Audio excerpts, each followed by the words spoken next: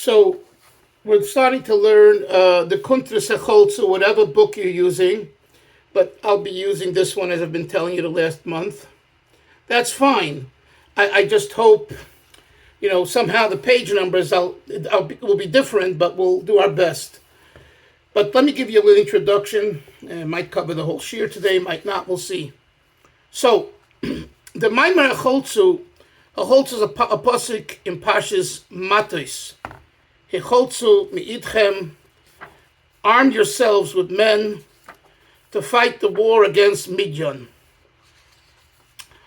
The literal biblical background is that Midian and Moav came up with this plot, how to get the Jews, the Yidden, to worship the Baal Peor, the Avodah Zarah, the idol.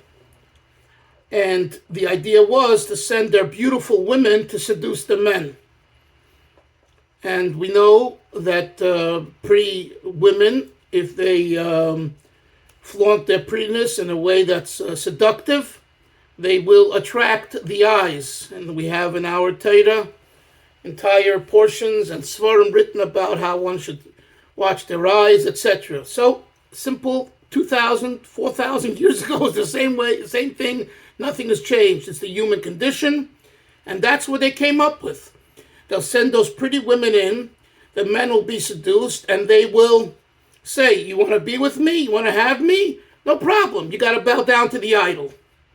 Or even if by some they did it inadvertently, like, they put an idol behind them, so when the guy is about to hug her, he's bowing down to the idol, whatever, whatever works. So this is literally what it says in the Torah.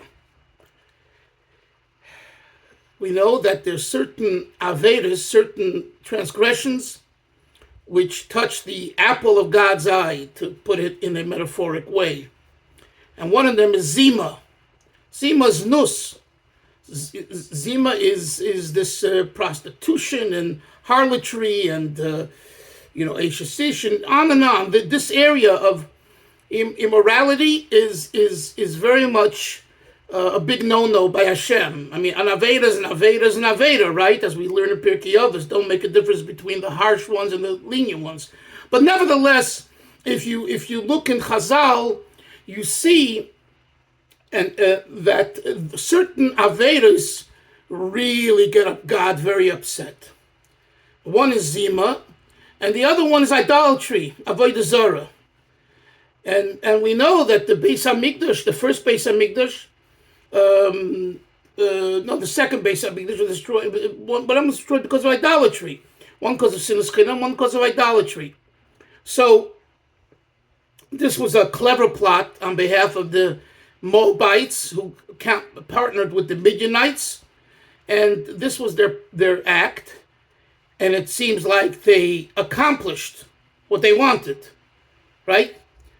And Hashem brought a plague, but at the same time, Hashem says, I'm not going to let you Midianites get away with it. And the verse in the Torah is a line that we don't find elsewhere in the Torah. The koim nikmas Midian, take revenge of Midian. Now we know how revenge is not a Jewish thing to take revenge. It's not a human thing either. And here Hashem says, "Nekoim nikmas Midian." So of course all the commentaries on the Chumash talk about this. And the Rebbe Rashab, in this Maamar that he authored, he talks about it too. But he talks about it from a spiritual perspective, a mystical perspective. And that makes this Maamar unique. It's not commentary on Chumash. It's not halacha. It's not Kabbalah. It's Chassidus. How Chassidus sees the idea of Midian. And what Midian represents, and the Midian within ourselves, and practically that is, as he says at length here, the idea of hate another Jew because and I'm not talking about goyim hating, non-Jews hating us. Two people don't like each other and hate each other. And why? Ultimately, it's because I don't like your nose, I don't like your hair, I don't like the way you speak. In other words, at the end of the day, there's no justification for it. This is going to be explained at length in the Maamar, but till he gets to that part of the Maamar, we're going to go through a phase of deep chassidus. Okay, we'll do like we always do. We explain a little bit of it. There's some deep concepts of the spheros and the soul emanations, and that's the buildup of the Maamar. So again, the first part is the questions on the text. Then comes the Hasidic explanation of the concept of midyan. Then comes the application from the spiritual concept of midyan at great length, and it goes on for a long time. Now, that's as far as the structure of the Maamar. The first one to say a Maamar Chassidus Chabad on the pasuk Hechaltzu was the Balatanya. The Alter Rebbe, you look it up in Likutei Torah, there's a Maamar Hechaltzu. Why did he say the Maamar? So now like this. Normally, when a Rebbe, a Lubavitcher Rebbe said a Maamar Chassidus, you could say it's like another Hasidic Rebbe. You're going to the Tolna Rebbe today, for example, in Chernobyl, who the Hasidic Rabbeim spoke Torah on Shabbos, right? So whatever the parsha was, that's what they spoke about. And that's why if you look into most Hasidic Sfarim, it follows the parsha. So you could say the same thing. When the Alter Rebbe, the Mittler of the Chabad Rabbeim said Chasidus on Shabbos, and that's usually when they said Chasidus, Friday nights, till our Rebbe who started to say Shabbos day, for whatever reason, not going there right now. So they said on the Parsha usually, on a pasuk on the Parsha, it was Chasidus, it was Divrei Elikim Chayim, words of the living God, i.e. Chasidus, but on the Parsha usually, on a pasuk. So you could say there's a commonality between Chabad Rebbe's Chasidus and the Tolna and the Noam Elimelech and the Kedushas Levi and the Slonimer and this, pretty much all. But in Chabad there's an additional thing. And that is that the Maimorim had a specific application to the time when it was said. Not only on the calendar, because it's this and this Parsha, but also to the events of the week. Now, most times, no one, the Rebbe himself who said it didn't tell the Hasidim what's going on behind the scenes. The Hasidim were smart enough to know that they don't know, so they didn't, try to figure out what's going on spiritually during the week. But from time to time, we got a glimpse. So this Maamar Hechaltzu is one of the glimpses. How? When the Alter Rebbe said this Maamar, I forget now the exact year, but we know the year. When the Alter Rebbe said this Maamar, there was a big machlokes in a Chabad, I guess, community or shtibel or both. In, I think, Shmargon, there was a city called Shmargon near Lozhna, and the Alter Rebbe got wind of it. And the Alter Rebbe then said this Maamar. So he said the Maamar to counter and to open up the hearts and minds of his own Hasidim in Shmargon, that you really need to correct your Avas Yisrael. Okay? Now, I say this because the Rebbe says this in Hayoim Yoim. I want to remind you, Hillel, and all the Chavre here, about the Hayoim Yoim. In Hayoim Yoim it says, that means the Rebbe is writing it, what he saw or heard from his father-in-law, who heard from his father, going back to the Balatanya.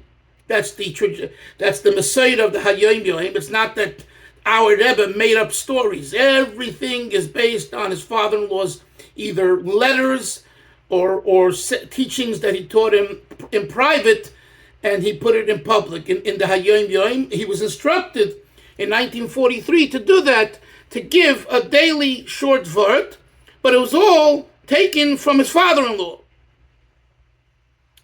Maybe I have to check the Hayom Yom for the 11th of Nisan, his birthday. It says there that on birthday one should be in solitude and make a cheshbon of the year before and achlotas for the year after. I'm not sure if that's from a letter from his father-in-law. That is his own writing, because it was his own birthday it's his own birthday on the 11th. I think it's even from before. But anyway, I don't want to get sidetracked. So this Maamar, Hechaltzu, it says in Hayom Yom, was one of the Maamarim, was the Maamar of the Alter Rebbe, that the Alter Rebbe would repeat every year or every few years to also purify the air. What does that mean, purify the air? For air purification, Moshe, we need an air purifier in the room. What does it mean to purify the air? That means that the tzaddik saw, that the Alter Rebbe saw how important it is for the world to have spiritual cleansing from hatred, from Jewish people hating each other and can't stand each other and fighting and arguing. So the Alter Rebbe released a bomb, a spiritual bomb, a good bomb. And that was the Maamar, Hechaltzu. And from on high, he created a vibe and an environment which it was now possible to fulfill Avas Yisrael in the holiest way. You needed the tzaddik to give the world the ability to, if they work on it, they'll accomplish it. And I, for a moment, want to explain this because it's relevant to every tzaddik. Yes, Hillel, what? The sefer is called Hechaltzu, and the year Reish Nun Tes. Is that the year that the Rashab wrote? Yes, that was the year the Alter Rebbe gave. That's the year of the Rashab. I'm going to get to that. Okay. I'm middle of what year? What year? What year is it? Reish Nun Tes. Reish Nun Tes is 1899. Okay, 1899. So I just want to explain this because, you're going to the Talmud Rebbe today. Other people might have other Rebbes. I just want to explain this. In the Chabad, this is prominent, but it's a truism. It should be a truism for all Chassidus. I don't see it so much spoken about and developed in other Chassidus movement, but we believe, Baal Shem Tov. When I say we mean Talmidei Baal Shem Tov, which we all are, Talmidei Baal Shem Tov, regardless of what particular Chassidus you belong to or want to identify with.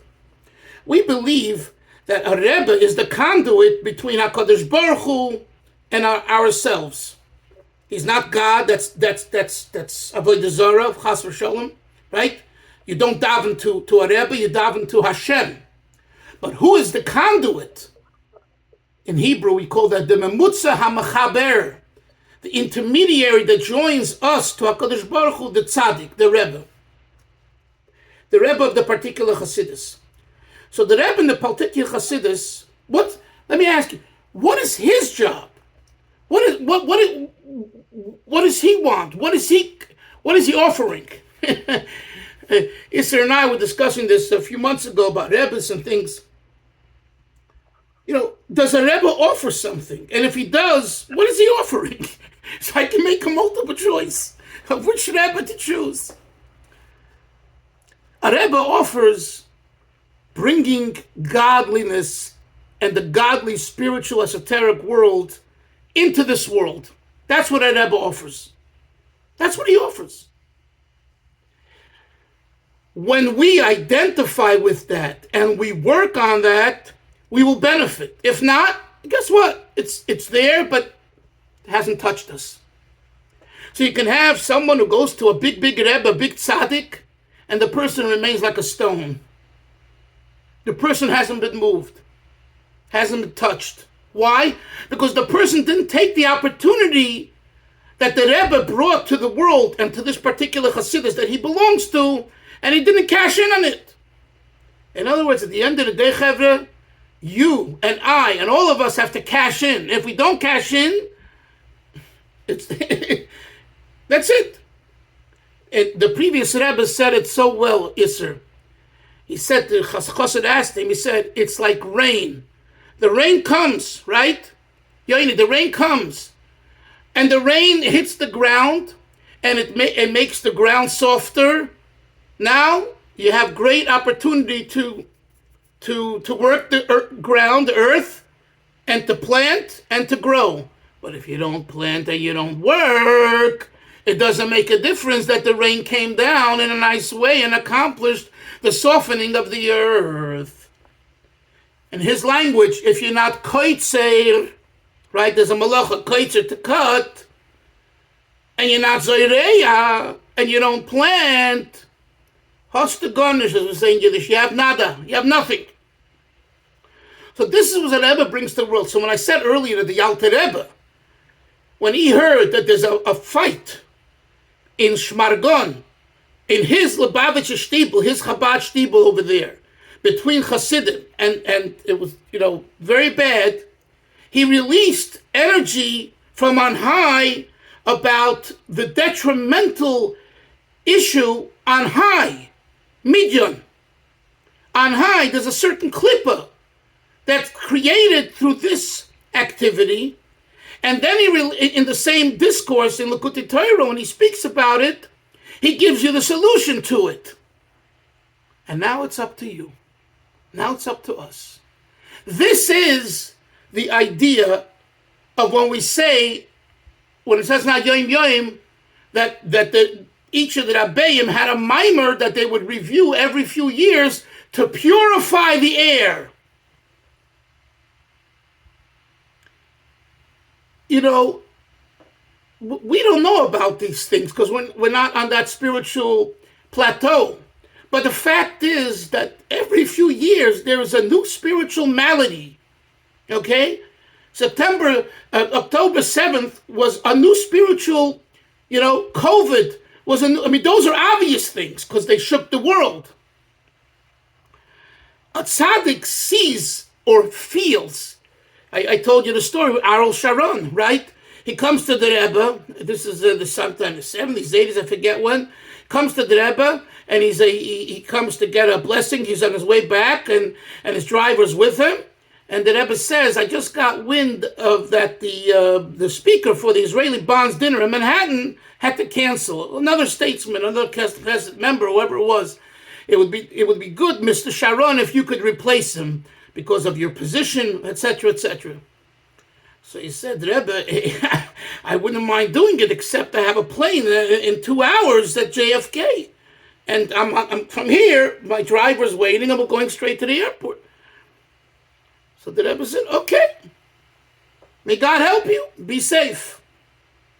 And we know he went, and he decided, he told the taxi driver, turn around, his driver, turn around. Instead of going down on Eastern Parkway towards JFK, he went on Eastern Parkway towards the Manhattan or Brooklyn Bridge to get to the hotel in Manhattan. And that night, they hijacked the plane, and of course, they were looking for Sharon.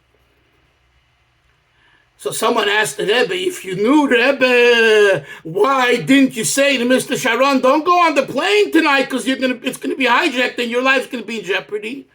And the Rebbe says, who said I know? Who says I knew? And I'm going to add to it, if he knew, he wouldn't tell. And if he would tell, he wouldn't know. It's a premonition. It's a certain, and it's not just our premonitions. It's a holy premonition that seeps through the body of the tzaddik and in various ways. Sometimes it's through words. Sometimes it's through don't go. And sometimes it's he holds him up over there talking to him an extra 15, 20 minutes and he misses his plane. Right? That's a belief that Hasidim have. I'm not going to say everyone believes this, but Hasidim have, and since we are Hasidim of the Baal Shem Tov, this is our belief, our tradition. So this is what the Alter Rebbe did. The Alter Rebbe at the time, when he heard about a big machlekes, a big fight, he released elikus, godliness. You see, when godliness is released, It cures all maladies if you use it right. So that's just, I wanted as an aside note to explain to you what this idea of saying certain Maimorim. So Hechaltzu was one of the Maimorim that the Alter Rebbe would say. But again, its original background, we are told by the previous Rebbe, in the name of his teachers, it's because there was a certain fight. We know, I think it was Shmargon, if not Shmargon, another city in a certain shtibul, Chabad shtibul, and that was the issue. Okay, let's jump now to the Rashab. So the Rashab says this Maamar on Simchas Torah 1898. I'm sorry, Hillel, this is 1898. I take that back, not 1899. I'll forgive you. Yeah. Just by that much. You forgive me. Okay. Remember that on your Erev Yom Kippur. Anyway. Has anybody been able to get the book? I don't know. We'll talk about that afterwards. Please, Nasha, please wait. I haven't yet spoken yet. It's on their own. Okay, fine. So we know that the Rebbe Rashab heard in 1898. There was actually a relative of his, a Schneerson. Moshe, listen to this, fascinating. You might have read it, I'm not sure. Another Schneerson, his name was Rebbe Schneerson of a city called Velish. And he was a great grandson of the Alter Rebbe, coming through the Mittler Rebbe's son, Reb Nochem. The second Lubavitcher Rebbe had a son, Reb Nochem, who had a son, and this Reb Leib, and he was, the Schneersons are like geniuses, great minds, but he was a tough guy, and he would give it to you. He would be very sharp, and he came to the Farbrengen of the Rashab in 1898, Simchas Torah, the date of this Maamar, and the Rashab said this Maamar. You understand? The Rashab said this long Maamar, in a sense, for one person, his cousin, and to basically say to him that you could be my cousin, and you could be a Schneerson, and you could be a great man, but certain behaviors are not acceptable. They're not Avas Yisrael. This is what we're told. And the previous Rebbe, you think about it, it's like Isser, you would go, write something about your own relative. I mean, this Mary Trump, whoever her name was, she badmouths, Trump. Okay. But most people don't do that. And the Rebbe Rashab here, badmouths. The Rebbe writes that this Maamar was said in honor of the Frierdiker Rebbe's cousin who came, and he wasn't behaving in Avas Yisrael the way the Rebbe felt he should, and the Rebbe said the Maamar. Then, that was on Simchas Torah. Then the Rebbe repeated the Maamar again, a Shabbos Parshas Noach, which is still 1898. Okay? The Rebbe repeated it, and at that time, it was because, if my memory serves me well, please don't hold me to it, but he heard that in a certain city, in a certain Lubavitcher community, in a certain shtibul, a chassid didn't want to drink from the cup of another chassid. Now I know today you'll say it's not hygiene. My dear friends, if you had a cup in those days, you were a lucky man. Who had cups? Okay? So one chassid, and he didn't want to drink yain in the cup from the other person because maybe he has, excuse the expression, herpes or another disease. I got to make it a little graphic. Anyway, so he didn't drink in it because he hated him. He didn't like him. He despised him. And he said, I'm not going to drink from your cup, you disgusting thing. And the Rashab heard about this. So he then repeated the Maamar again, the whole Maamar. He said again on Shabbos Noach. In other words, Instead of saying a regular Maamar Chassidus on the Parsha of Parshas Noach, he chooses to say on Parshas Noach a Maamar that's based on a pasuk of Parshas Matos. And so too on Simchas Torah of that same earlier that year, 1898, he says a Maamar on Simchas Torah with a pasuk from Parshas Matos. It doesn't belong there. It's Simchas Torah. We're supposed to be talking about the Torah. And the answer is, it warranted it. It had to be this way because of the situation. That is a pretty much a historical account of the Maamar that we're about to learn. Now, before we go further, questions, comments, anything? Yes, sir. I happened to borrow a copy of the Lessons In, and I read, if my memory is correct, that the Maamar was said because there was a machlokas going on with a movement, in 1898. There was some kind of movement within the Jewish community that was causing a machlokas. If you could find that. If you read either in the introduction in the beginning or in the back of that, I remember seeing that. Okay, well, It didn't say what specifically it was, if it was right. Bundism or okay, I have to. So I'll have to reread it because I don't remember that. But what I did say, you didn't come across what I said about the. No. I remember something about Rebbe, but not about the second. The second thing. The second. Yeah, I called that not only from reading here, but I went to the original sources and I found it somewhere. It's in various places. But what you're saying is interesting. I'm starting to remind myself maybe I did read that, but I have to look at it. And I don't believe it says what community and what issue. No. No. But it says it was a movement that was, I think, growing within the Jewish community, and it was creating a lot of machlokas. Interesting. Has anybody been able to get the religious Jews? Of religious Jews. Okay. Menashe, you want to know if anyone's able to get the Maamar. I know that people are using different texts of the Maamar. They don't have the lessons in Tanya. I don't know if anyone has. Lessons in Hechaltzu, I don't know if anyone has here. Why didn't you keep that copy to use? We tried to order it for Pomerantz. Okay. It's on its way to Pomerantz. Okay. I have a borrowed copy. Oh, you do have. Okay. I bought this. Okay. Let's just begin even a line or two, unless Moshe has something to add or comment. No. Okay. So let's go. Vayedaber Hashem el Moshe, and Hashem spoke to Moshe, Lemois, saying, Nikoim nikmas b'nei Yisrael.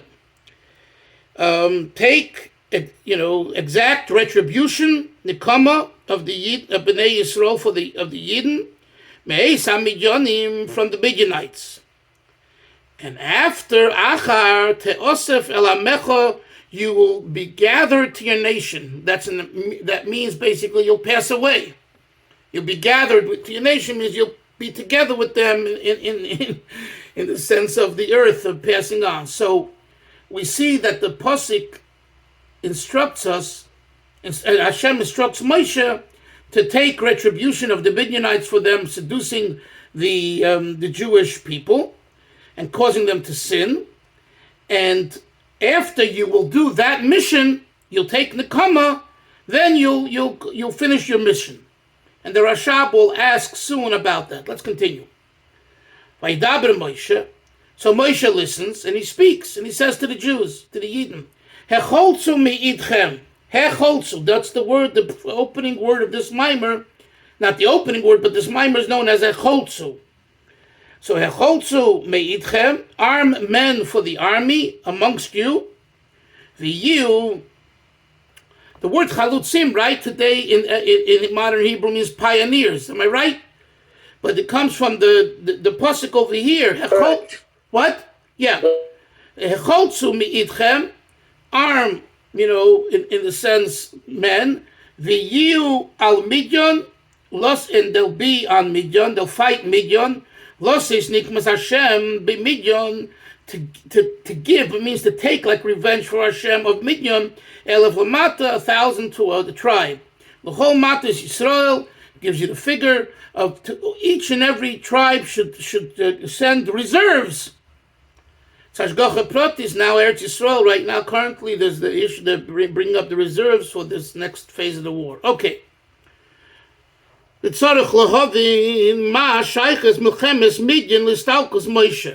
What's the connection between the war of Midian and the passing of Moshe?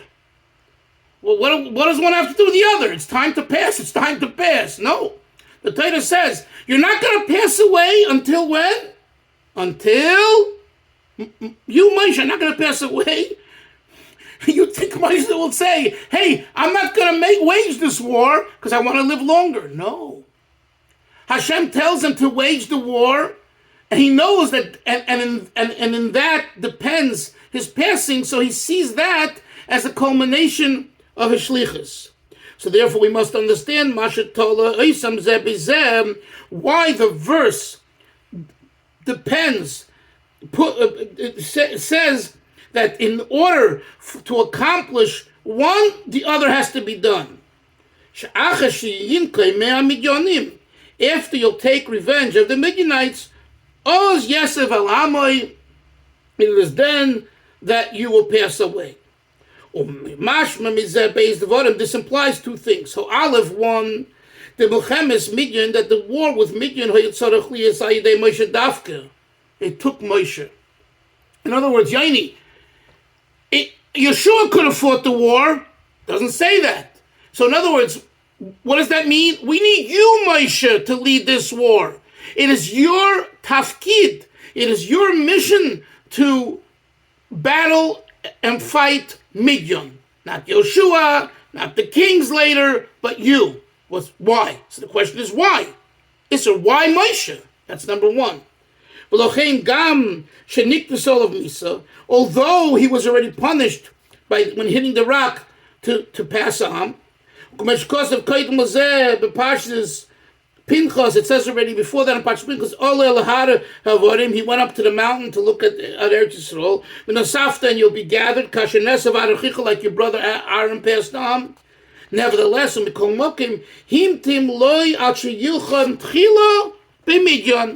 that?